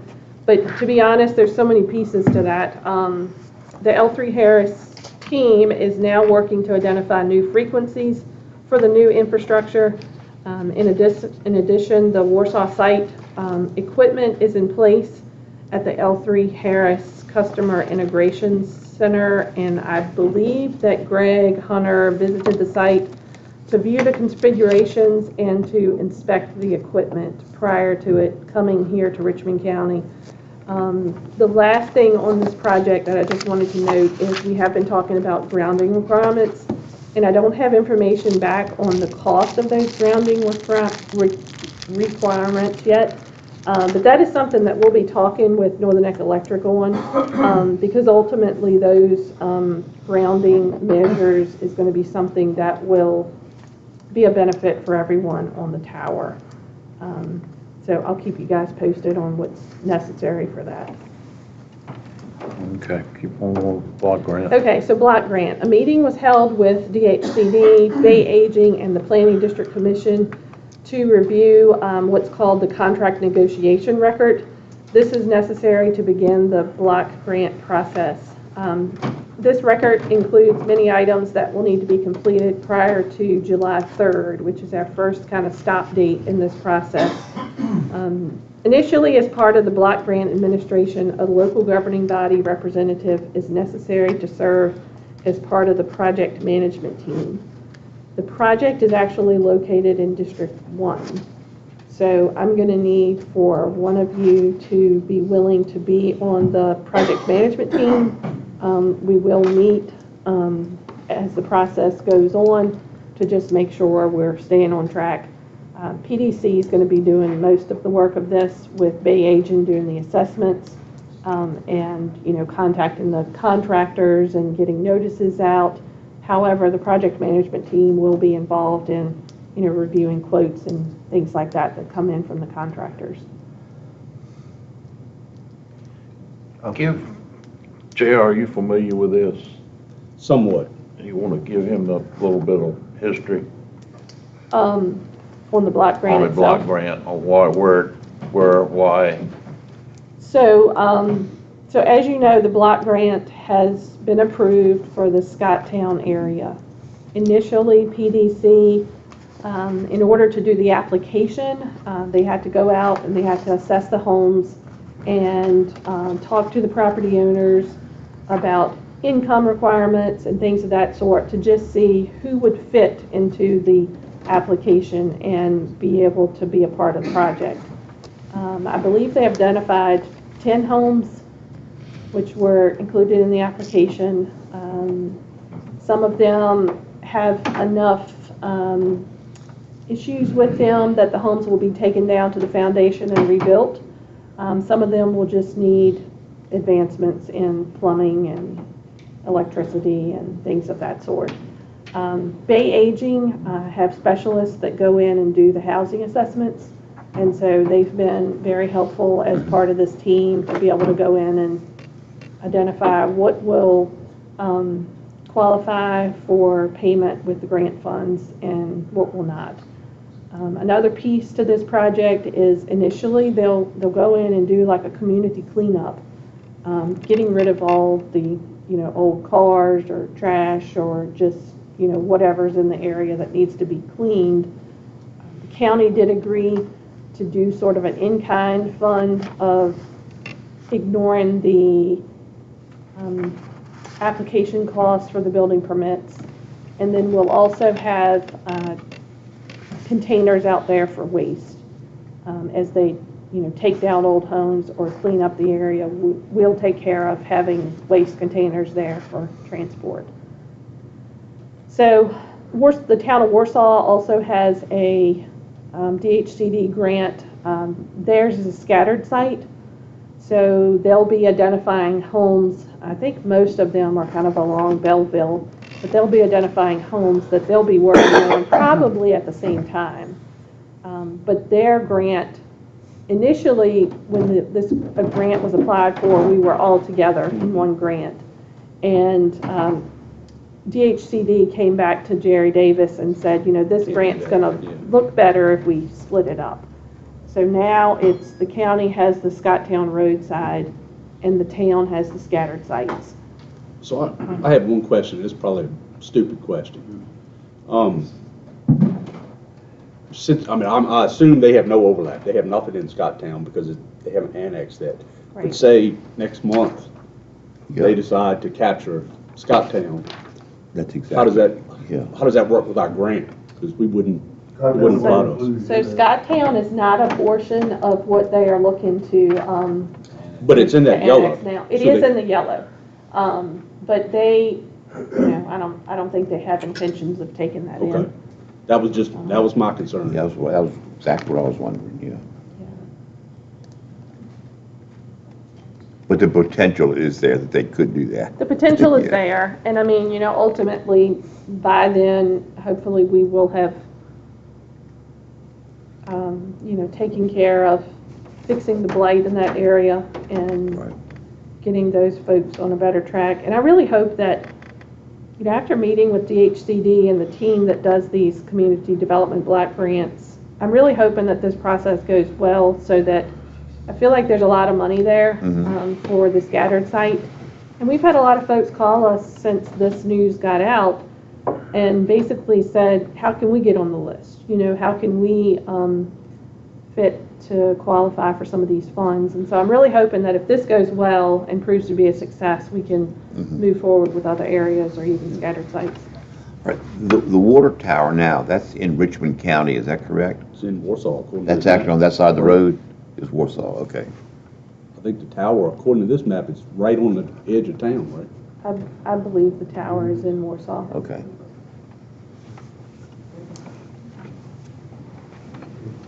Okay. Okay. So I Thank you guess for that. I appreciate that. if we have someone that's willing to serve on this Yeah. project management team, and I didn't know if it was because it was in District 1, if Bobby, you said you had it. I'll do it. you want Doesn't it. matter, Okay. sure, just keep me informed of when the meetings are, because I forget pretty quickly. I will. Okay. No getting out of that. We'll need a motion for that. All right. Okay. You did? No, you got it, you got it. Richard, good. All right, if there's no more discussion, all in favor? Aye. Aye. Opposed? All right, miscellaneous information. Okay, so on miscellaneous what's there. items, yeah. The things that I wanted to let you all know, many of them have already been noted. So a ribbon cutting event is scheduled for March the 22nd at 2 o'clock with VDOT on the bridge opening. State representatives have been invited to the event. And I would like for some of our, perhaps, county emergency vehicles to be the first to cross the bridge after the opening. I think that would be nice. The fire engine will be there. Okay. Captain 3 is already agreed Okay, perfect. to bring the engine. I'm sure Mitch will bring us a squad. Yeah, Sheriff's and the Department sheriff's will be there. department could bring something to travel across, and we'll all be excited that it's open once again. I thought I was going to drive the combine over the truck. I was thinking maybe some kind of an amphibious vehicle in case the. Jim Hall come through there with a septic truck. And then it was also mentioned about the governing body's recognition dinner for the Northern Neck Regional Jail Board. So each of you should have received an invitation for that. It was on April the 3rd at 5:30. I also wanted to point out, and I should have said something about this when David Beal was here, but the secondary 6-year plan, this is usually the time of the year that we're doing that. That will not be held this year. David and I have talked, since those funds identified are already assigned to the Edge Hill project, we are not required per state law to do that, but every 2 years, because we get less than $100,000 annually. So just so you don't think we totally skipped it, I have talked to David, and we will not need to do that secondary 6-year plan update this year. And then also in your binder, I included from the Virginia Cooperative Extension, the 2023 annual report, just for your information. Back to the bridge opening, school buses. Do they need to know anything to get that? Like, When it's open, or? yeah, let them know it's going to be open, what's going on. What's that date again, just to make sure? March the 22nd. And that's the day it's going to be open. That'll, They don't at 2 go- o'clock. Okay. They don't come down that road anyway. They go down Winoka and up Skates and then turn around and come I back. didn't know what the situation was, but. Now, there's no situation right now until next year. They may rewrite them, but Yeah. Yeah, the one that comes up, Todd, I stood, get him abreast of it. yeah, the one that comes up Candy Bridge Road from outside, goes up to Skates and then turns around, comes back and goes back out, back down Minokan. That's good. Okay, you want to touch on the Okay. board appointment? So, yeah, I will just note on board appointments, we do have a adjustment to Board of Equalization. For District 3, the initial nominee for this district has made us aware that he is not going to be able to be in that role. Therefore, I believe JR has a alternate. Do I have to make a motion to remove since it's already been made, or for the nomination? You're just going to accept his resignation, right? Yes, yes. Okay. Well, then I'll make the motion for Rachel Douglas, District 3, to be on the Board of Equalization. Okay. There's no discussion, all in favor? Aye. Opposed? Thank you, Joe. Thanks, JR. And so this will allow me to get the names and final names to the judge so that they can be officially appointed and will be ready to go. Okay. You all right, Bob? All right, monthly appropriations, Richmond County Department of Social Services.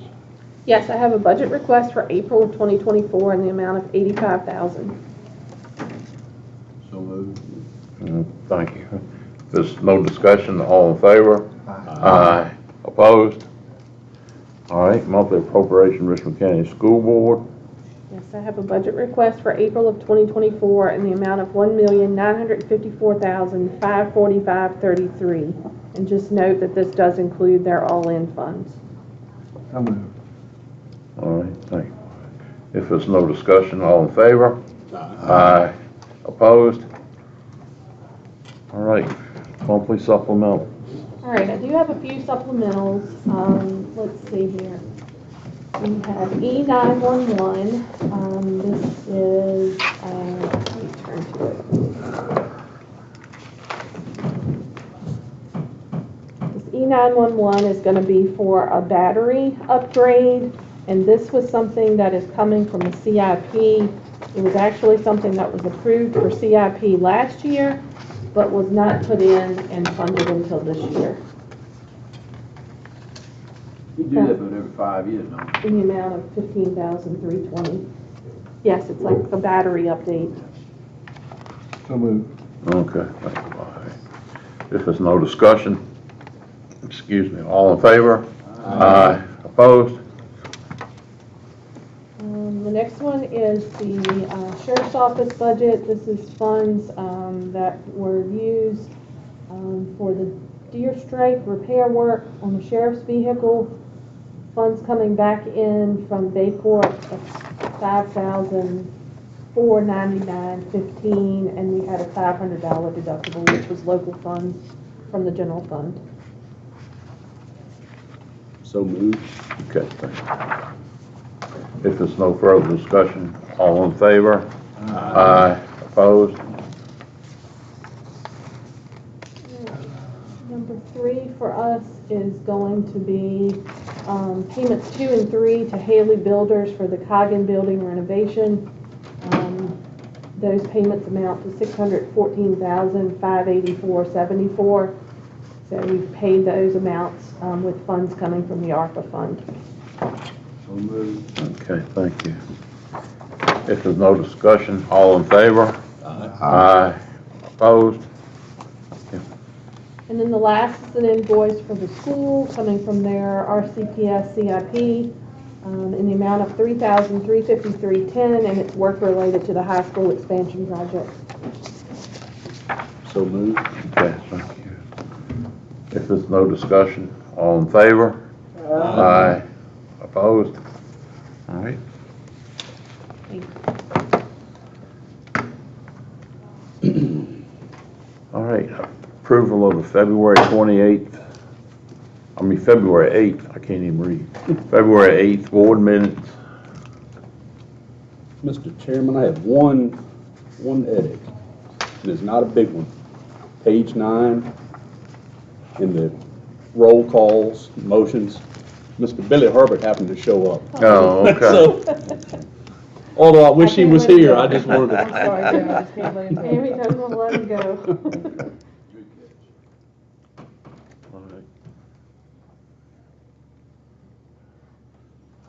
Or maybe sitting over there and you just want to see. Are you gonna make a motion to I'll make the approve motion with that with those amended? edits. All right, if there's no discussion, all in favor? Aye. Aye. Opposed? Okay, great. Other business? Mr. Thomas? One thing is, the meeting on Tuesday at the Westmont, I know it may not be the right time to ask it, but just, can anybody give us anything that attended that school meeting? I just, for curiosity, and I wish everybody happy St. Patrick's Day and be safe. Yeah, I'm happy to give an update on that. I feel like it was very well attended. I appreciate the invitation. It was set up such that all of the counties had a separate area that they could sort of show off new projects that they may be spearheading at their school. And it was very interesting. It seemed like each school had something different there. We had our FFA group from Richmond County. They had a display of some of their accomplishments. And then also we had Governor School that were there showing off some of their projects that they have done. But some of the schools had high school students, some even had preschool students that were showing off things that they had made from trash items and brought back to life. So it was interesting. We had a very nice meal that was provided by Chef White Cotton, and some time to be with the board members, and it was very nice. I enjoyed it, and I'm sure the others that but I went couldn't make did it, as well. but I just was curious how it went down. I hadn't heard really anything, so. Okay, is that all you had? Yeah, I just. Okay, Mr. Goodland? I was going to thank Mr. Blackley and the school board for inviting us to that, because that was a very nice function. Dr. Davis, thank you. Thank you.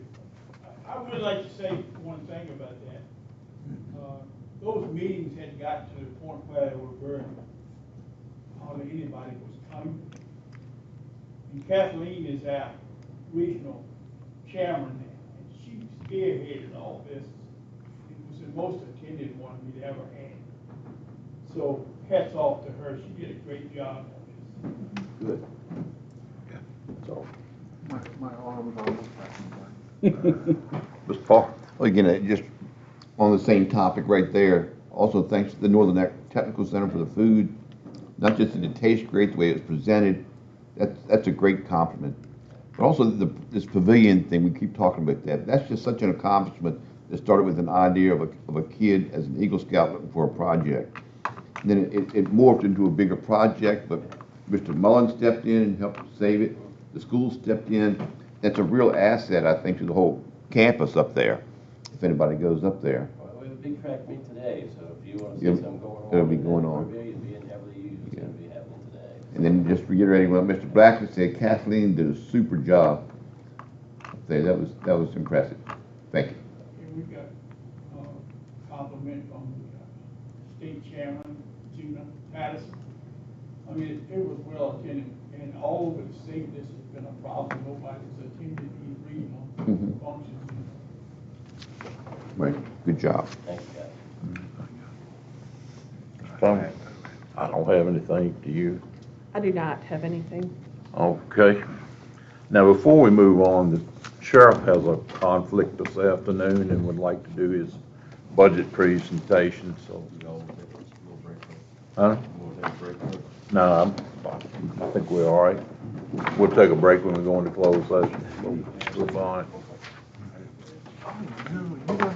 Oh, good thing you brought all that.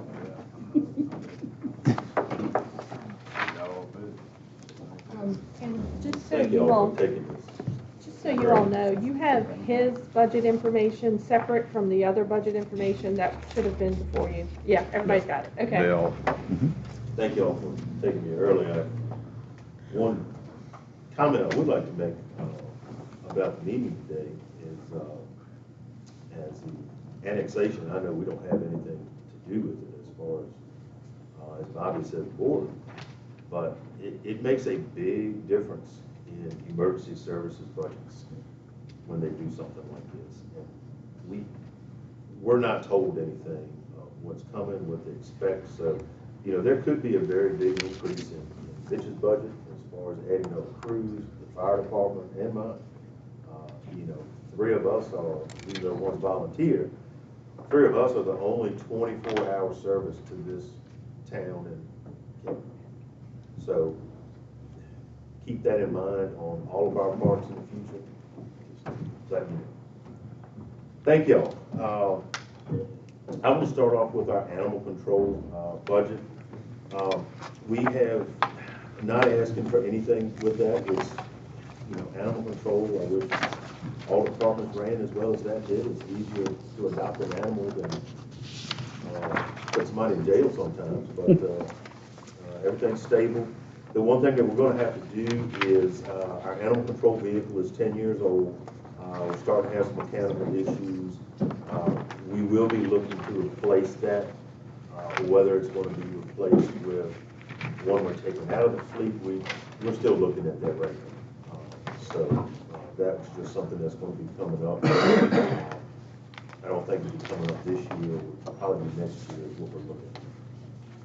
On our sheriff's office, I want to start off with our retention plan. I asked the board to approve that once again, as you have in the past. That seems to help out with everybody likes to get a little increase at certain times when they work certain years. I want to go over our general overtime. I would ask the board to increase it from $20,000 to $40,000. As of January, we have spent $46,259 out of a $20,000 budget. And that's due to increase of investigations, call-outs, having to do events, and you know, it's unfortunately it's not getting any better. But a lot of our investigations now, I know of 2 so far that we've had to go out of state and spend time and come back. So it's like I said, as of January, we've already spent $46,000 of it, and the 40 would give us a closer, realistic number of what we're doing. So that's one thing I'm asking for. The second thing is what everybody complains about is vehicles. You don't know what they're going to cost. You don't know when you can get them. That is the biggest problem. We have seen an increase of $10,000 from last year to this year with vehicles. We had at the beginning, I think years ago when I started, we were getting 3 vehicles. Went to 2, 1 year with none. So I would like to have that budgeted at $175,000. It's at 100 right now, 175. If all the stars line up, we could probably get 3 vehicles if they don't keep going up in price. I can't see how they would keep going up in price, but I don't know. You're not getting anything, nothing's getting any cheaper as far as vehicles. And I believe every year we go over the 100,000 anyway, just for setups alone. We are, on a good note, we are completely full of staff. We have not had any, we just hired a young gentleman. Mr. Sanders knows his wife's family. Rusty and Sherry Green is his daughter's husband, Ty. Very nice boy. He is, I think he's going to do well here in the county. So we are fully staffed, and everybody around us is hiring. But it leads me into what we were dealing with 2 years ago. At one time, we were at the very bottom of the pay scale. We went to a competitive upper pay scale. All the other counties around us have counteracted that. And this is something I hate doing every 2 years. I thought we had this dealt with.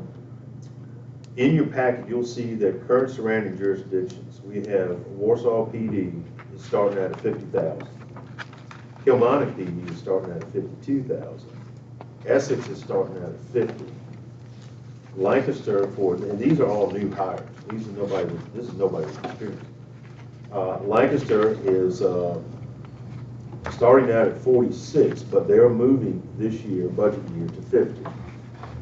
The Northumberland County new hire starts at 45, plus increase with service time and asking for 50 this budget year. So again, that puts us in the back. And I will tell you, we work hard to keep the people we got, and it's not all about money, but money is a key to it. And you know, in order for us to keep staying competitive, I had looked at a 3-year plan to put together. The first one was going to be a tier system, and what I am proposing is a new employee salary, a deputy, uncertified, hadn't gone to school, starts at $48,000. A deputy 2, a certified with limited training, would be at $50,000. A deputy 3, certified with advanced training, somebody that has had specialized training in other parts of law enforcement, such as investigations or anything like that, would start at $52,000. Nobody coming out of an academy would be making $50,000 or $52,000. I strongly believe there needs to be some experience before something like that is done. But that's just myself. Our dispatch, uncertified, would go to 35, certified with limited training, 37, certified with advanced training, 40. And the reason I say that is because we have a dispatcher that we just hired that was a supervisor for another agency. And now she works for us as a dispatcher. But she has the ability, she has the knowledge to step in and do whatever we need, which says a lot for us. Really, that's all I have. The second year plan that I'll go over next year just includes some stuff with our part-time. It's harder and harder to find part-time staff in law enforcement because that is more competitive than full-time at times as far as court security, stuff like that. And the job positions that are available part-time are very limited with agencies.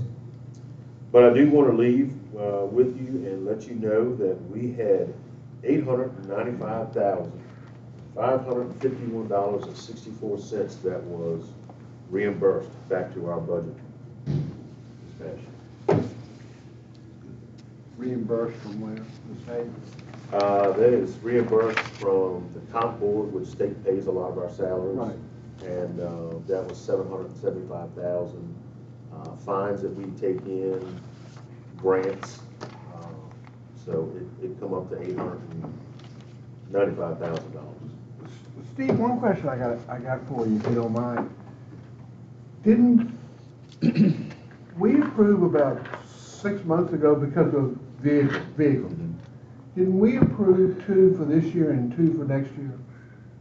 Something like. No, it was 2 for this year. Yeah. But I thought That we bought them early because they weren't, we may not have been available. Exactly.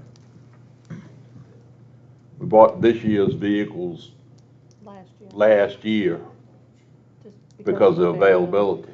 And that's a problem for every. I understand. And the most recent vehicles we got, we had to go to Maryland, Delaware, Maryland. Yeah, we had to go from there.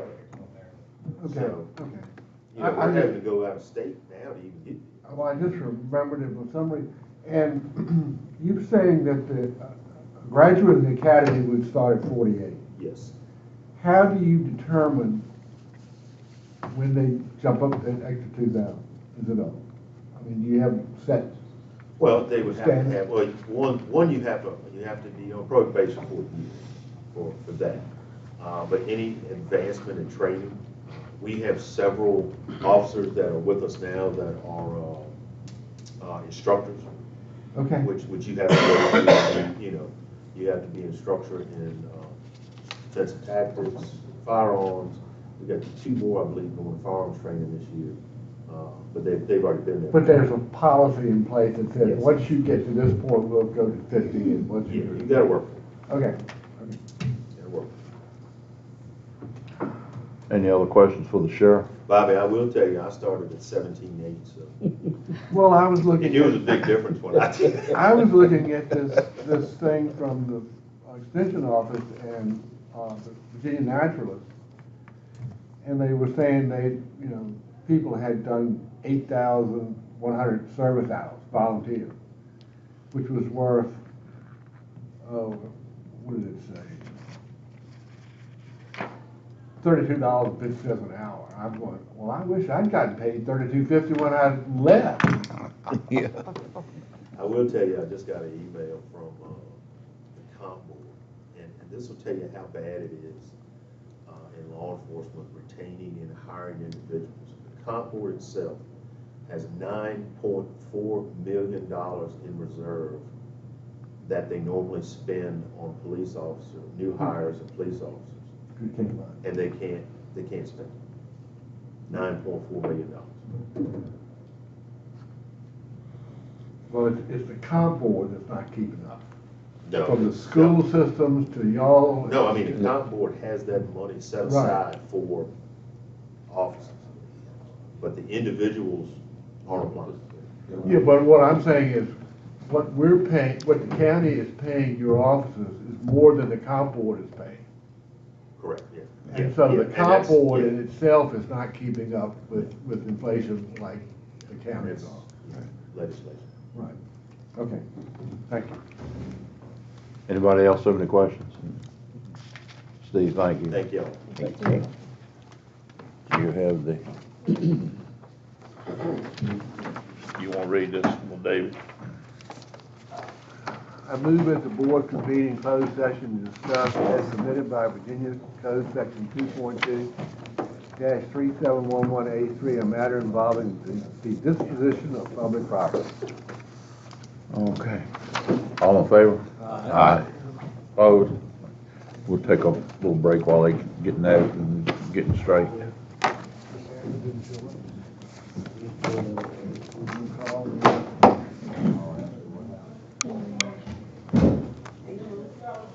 Vanessa sent emails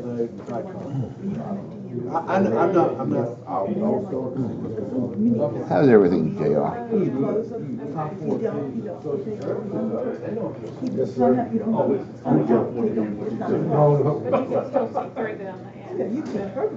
Just like you would Well, thanks for sharing that, I appreciate it. Yes. 6 o'clock. Here's a schedule. Yes, it's going to be right down here. It's going to be just to Hey, how you doing? Thank you. I enjoyed your people yesterday. I was going to say, you got everything